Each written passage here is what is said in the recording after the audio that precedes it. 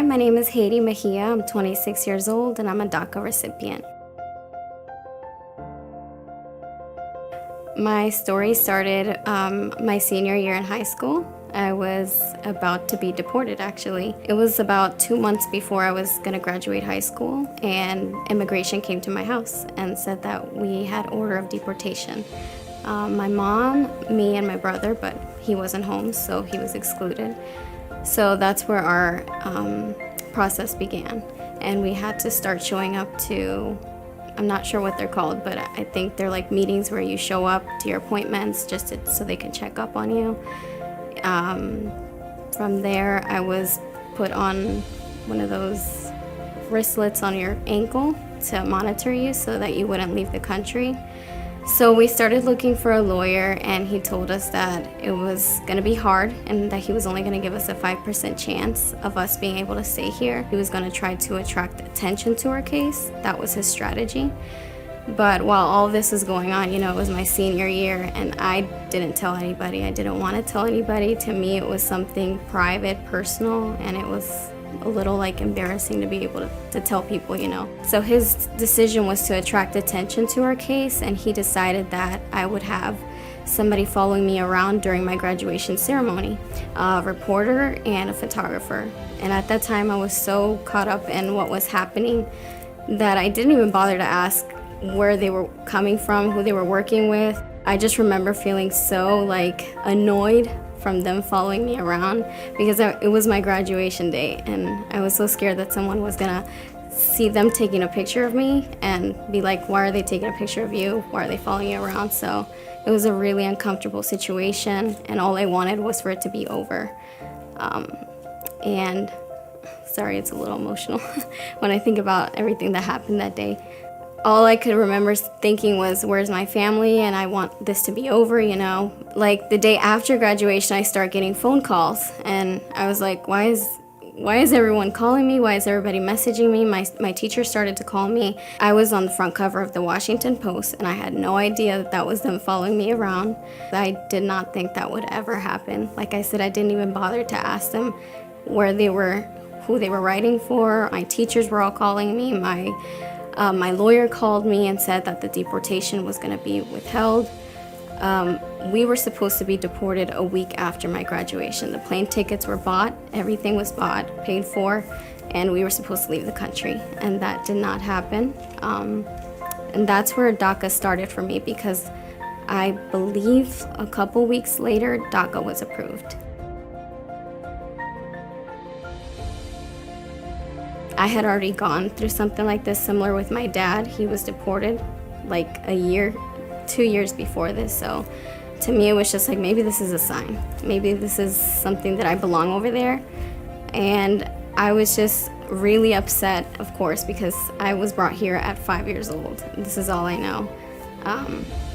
We've lived in Richmond, Virginia ever since. We haven't lived in any other state. So in my mind, it was just I couldn't believe it, but at the same time, I still kept faith that something else could happen.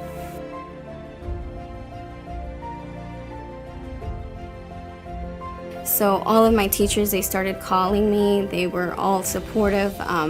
People that I didn't know in high school, they all started messaging when they saw stuff being posted.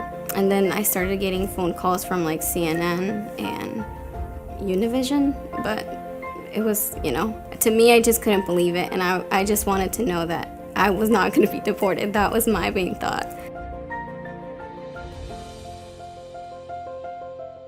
To get our wristlets taken off, I was no longer going to be deported, and I didn't have to get on the plane.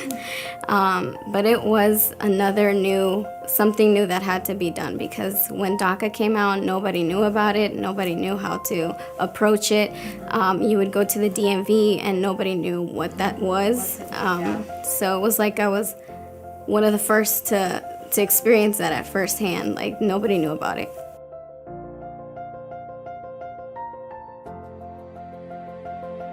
I think it's changed, obviously, tremendously, because now I have freedom. I can work where I want to work. I can study what I want to study. I can drive without being, scared. and it just has a lot of benefits to it. I'm really happy that it was approved and how it's helped so many people.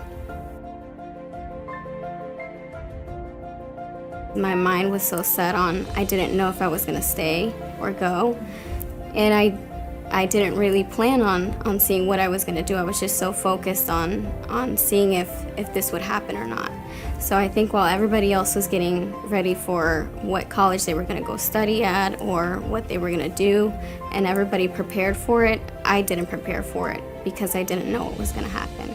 So it was kind of like me preparing for what I was gonna do after.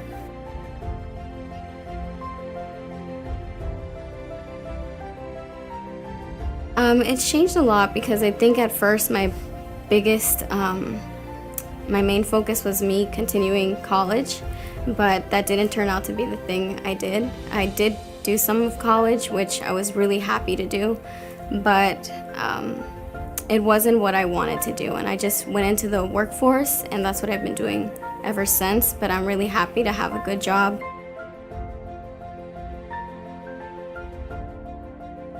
It's just being able to take decisions without fearing. Like, if I want to change my job, I can change my job. If I do want to go back and study something, I can do that. Right now, I don't have a title in something, but I'm happy where I am right now, and I'm happy that I have the liberty to do whatever I want right now. It's affected my family, I would say positively, because, my mom I think her biggest stress was more like what was going to happen to me versus what was going to happen to her. So she's really happy to see that I could, do something with DACA, work or study or whatever I wanted to do.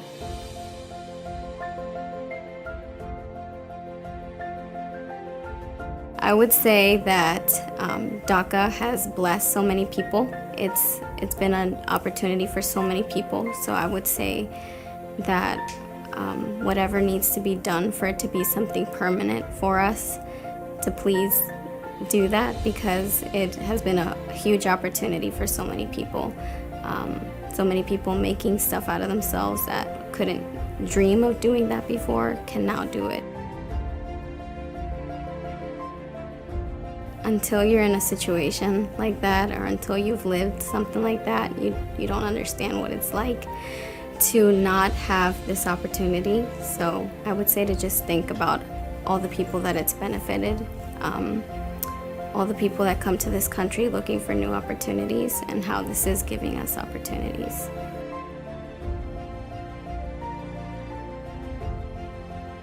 I would just say I'm really thankful. I'm thankful that DACA could exist, and I hope that it can become something permanent and won't be taken away, because that's like taking people's dreams away. That's taking people's way of working and providing for their family.